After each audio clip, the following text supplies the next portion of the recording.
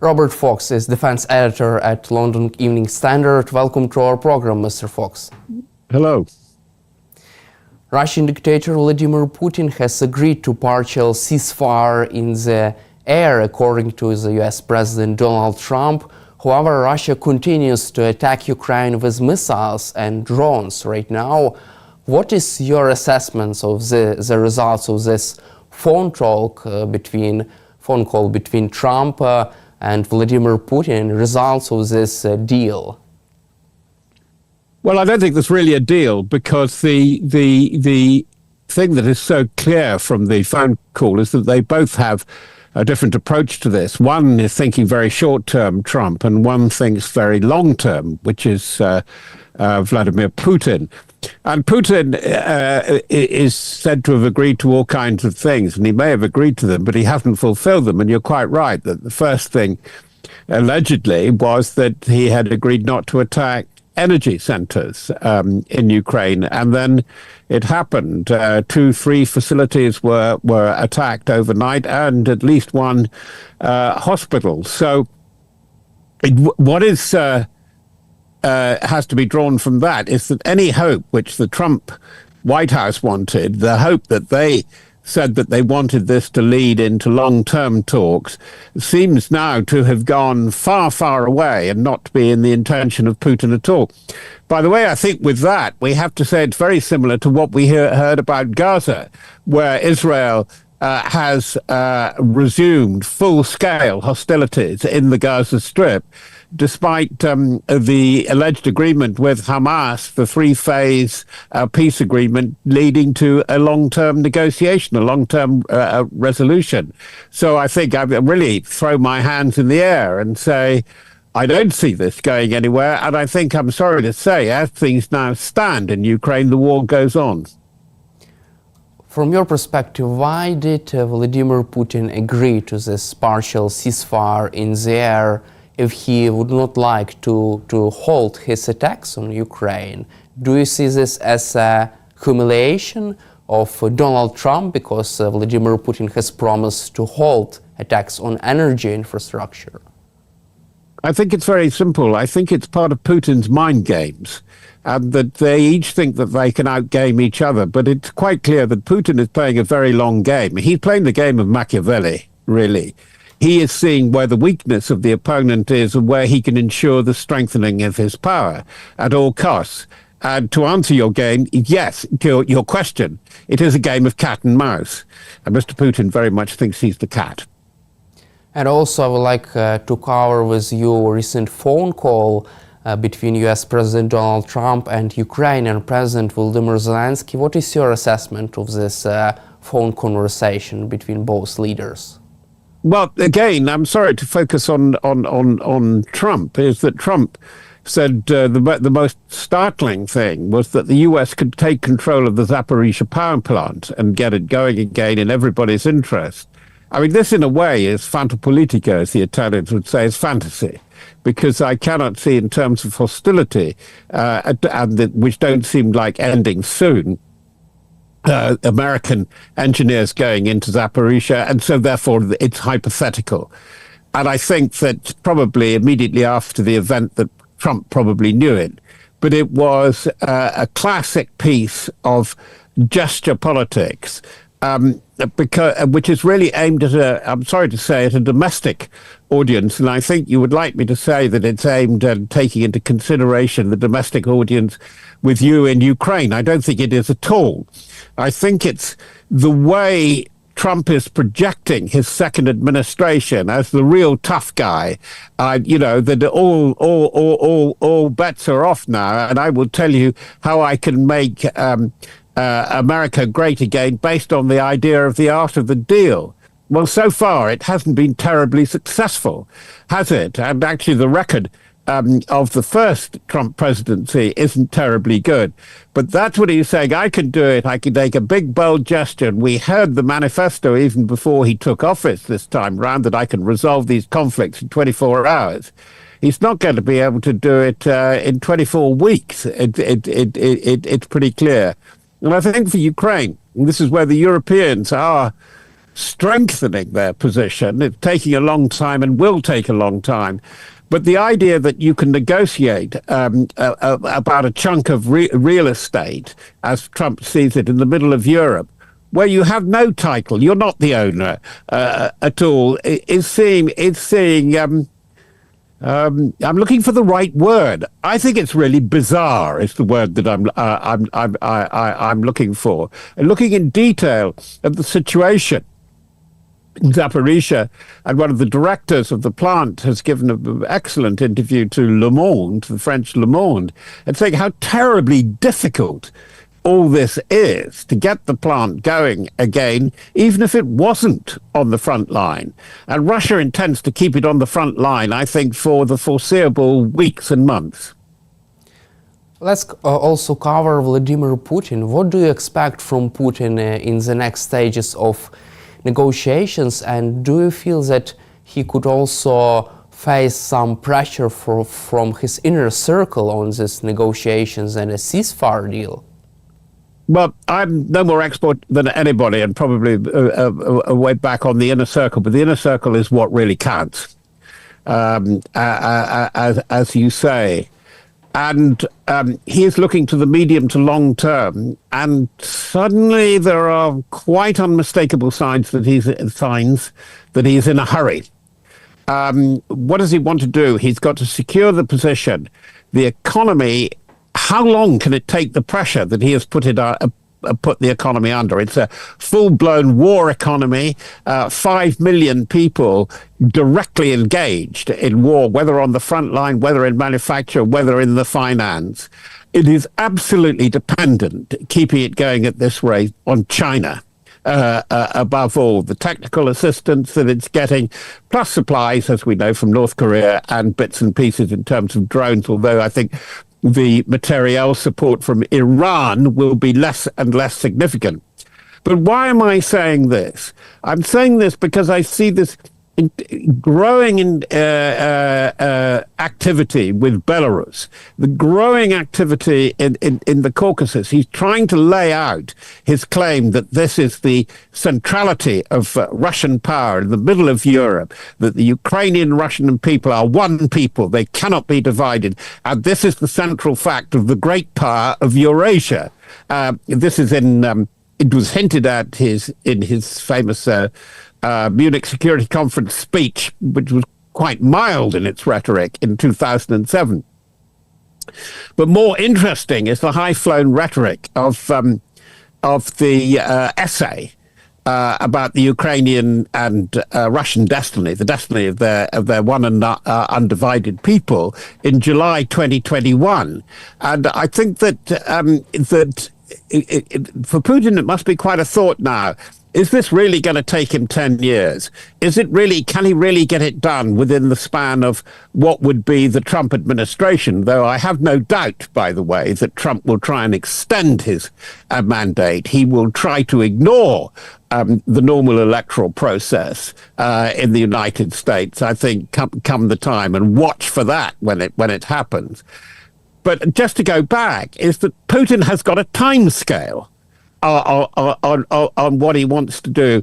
And that is why I think that he is going to be increasingly desperate. He wants to do a deal with America because that gets him away from the embrace of China, that in fact he looked at Russia, his Russia, after all, for all its mighty claims, is going to be a client of China. And I think this is very much in play. Now, what is happening with the inner circle is very, very difficult to discern, because there are lots of people that I would like to know more about and what they are saying to President Putin. But starting with Elvira Nabiullina, the governor of the central bank. I mean, can the economy sustain this for 6 months more? Because I think part of the plan in the next 6 months, and that's why he will be working with asymmetric tactics all over Europe, is to get sanctions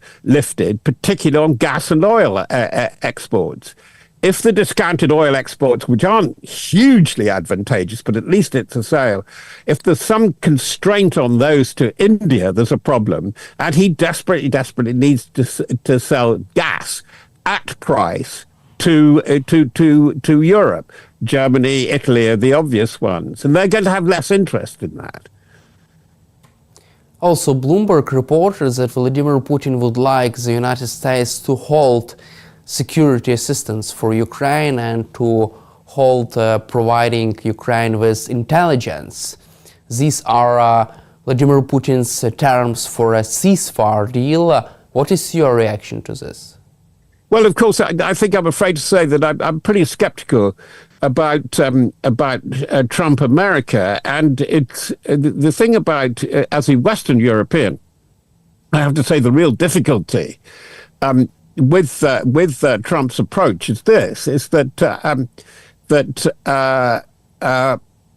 it's not that he's unreliable; he's completely unpredictable, and I think that this is where. I'm sure it's being discussed in my country, just in the north part of London, at the meeting of defence planners in Northwood. They're getting together to look at contingencies. I don't think, by the way, that they're talking about a peace monitoring or assurance force to go into Ukraine. I think that is just not there at the moment. But it really speaks more to your point that what do you do when you simply cannot rely on American solidarity in the Western European North Atlantic Alliance, namely NATO, and then if it's going to turn off its intelligence assets rather like a tap? Because after all, we have seen this crucially, and it played a critical part in the battle there over Kursk. Now, I think the turning off and turning on after the row in the White House, I think we're going to see all this again.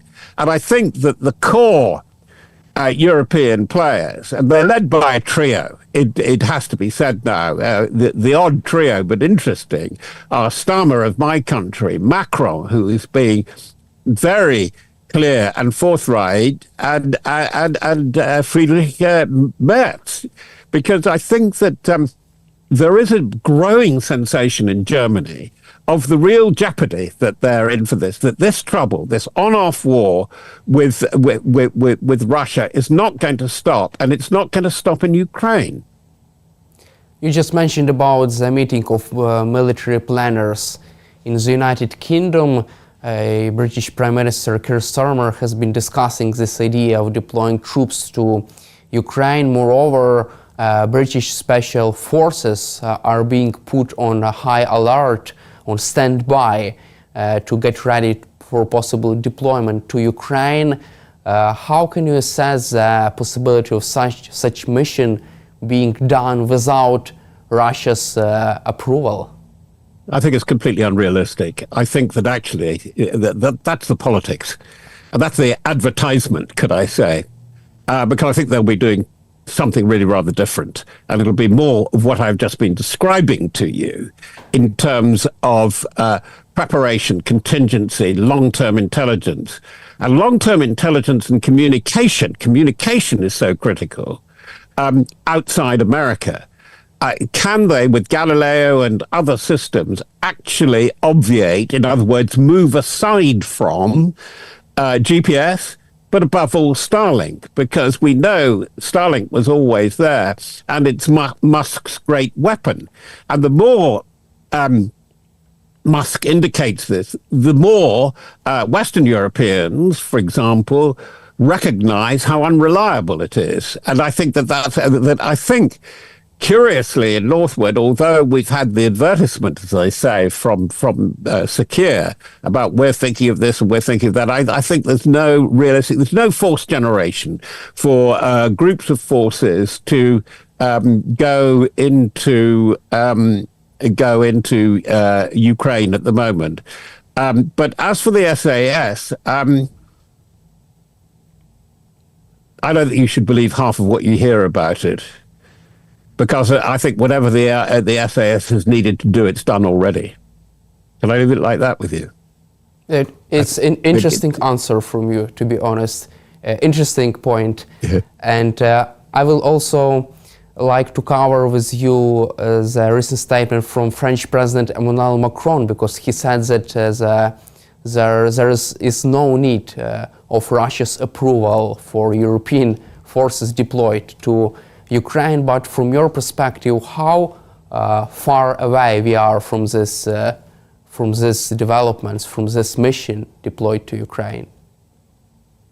I think the mission will mutate. I think that they will declare they're prepared to do it, provided there is acknowledgement in the both warring parties. In other words, Russia and Ukraine. But I think there's something else going on. There is a growing sensation that we are in a state of near war in Western Europe. The hybrid attacks are continuing and are quite severe. By that I mean cyber, the surveillance of communication, and particularly power lines, gas supplies in the North Sea and the Irish Sea, and so on. So I think there is real thinking, particularly in London and Paris, about where you draw the line, where, if Russia intends to erode, and as we've described in this conversation, Putin is a war president, and it's a war policy. As much as Netanyahu, the war keeps him in power, and that's why he continues. Where do you draw the line? And I've had a very interesting conversation with a very successful former British commander, and I won't name him because it's quite sensitive what we talked about. And I would give you this view. And his view is that Britain and its allies, have to stick with Ukraine.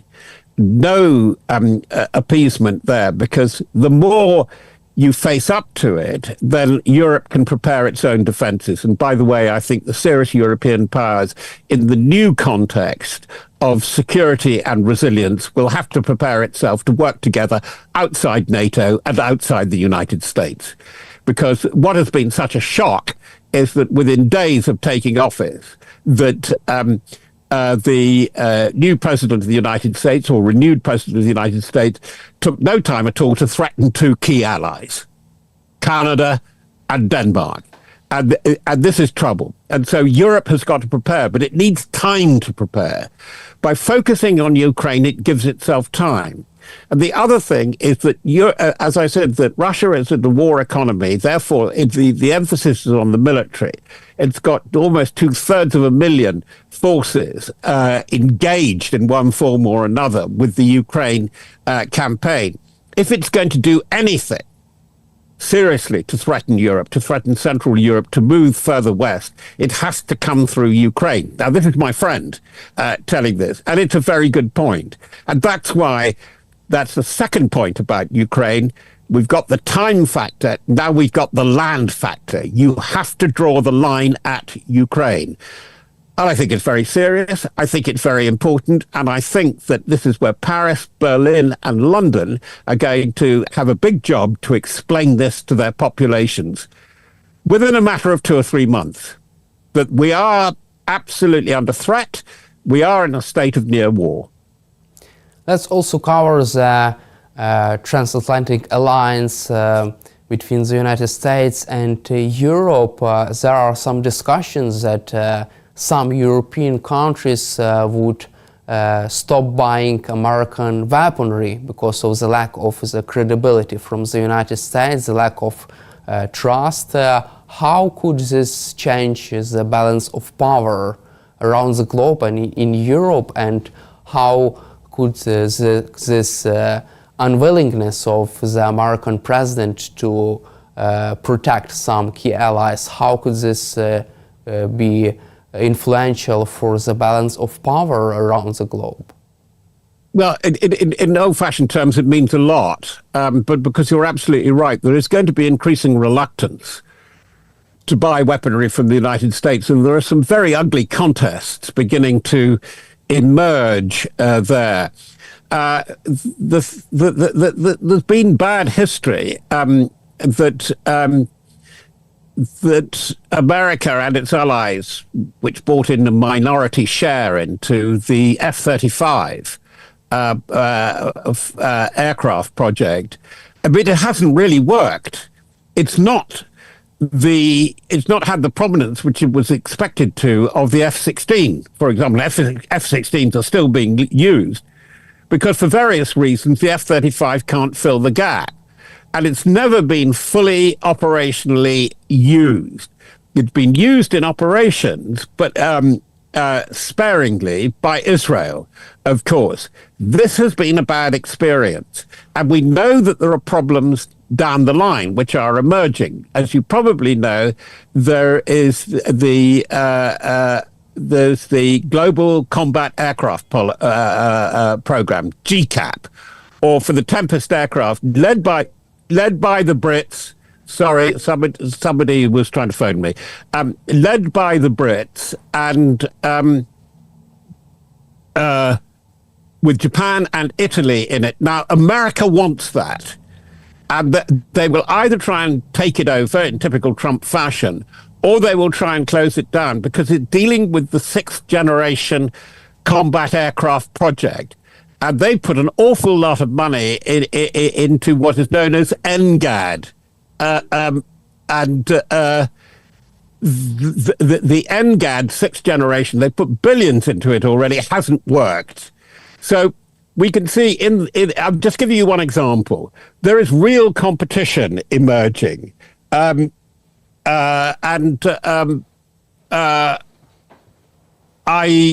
think that this will go on. I think the American military will support us, will support Europe, because they're very reluctant to follow the isolationist part. You know, in places like Afghanistan, where NATO has enabled an operation, the understanding, the friendships, the cooperation has been good. Now we've got people very, very polemical, like Pete Hegseth, in charge of the Pentagon, and they find it very, very difficult indeed to manage this. I think we're in for a fair amount of anarchy and chaos for about 2 or 3 years, and I can't see how it's going to settle with the Trump presidency at the moment. I think the weakness of America constitutionally, it must be worrying for everybody. And my final question for you: do you really expect the U.S. to invade Panama Canal and Greenland? And Canada, shall we do that one as well? No, it's nuts. I mean, the idea, Canada is the biggest sovereign territory governed by a Western-style open democracy. Canada and Russia are by far the two biggest nation states. It's absolutely ridiculous. I mean, he sends Trump, troops to the border, National Guards people to deal with migration and up to the Canadian border. This is fantasy stuff. I mean, I'm afraid to say I'm going to be rather rude. It's infantile as well. They've done a bit with Panama, bought back into 2 of the 5 ports, but I don't see that. And it will be, if he does, that he's got to be very careful. I mean, it's absolutely amazing to see one of the world's great superpowers has looked on as rogue nation now. I ask you this question because NBC News recently reported that the White House has asked Pentagon to consider any kind of military options to regain control over the Panama Canal. What is your reaction to such a decision? I don't think it would be much of a decision, but it shows that the mechanism doesn't work because it isn't. What are the stakes? Really, yes, quite a volume of traffic does go through the Panama Canal. It's yet another choke point. But and there is a certain amount of lashing around. We can see with the attack on the Houthis at the moment. What is going to happen with this if he goes on like this with Trump? He obviously, Hegseth would go along with this and plan this sort of thing. He's going to be doing too many things at once. So I discount Panama, but I think that again, which he seems, they say, part of the vanity of this particular very narcissistic regime in America, they seem to have no idea of what reaction they're having from the world, from allies. I mean, they've attacked their allies more than potential foes like Russia. And it is a very, very difficult moment. Is there some real policy that the real aim is to isolate China as much as possible, which is one view. It's a view from the Investors Chronicle, for example. If they are doing that, it's a very strange way to go about the business. Thank you, Mr. Fox, for your time and for your support for Ukraine, and glory to Ukraine.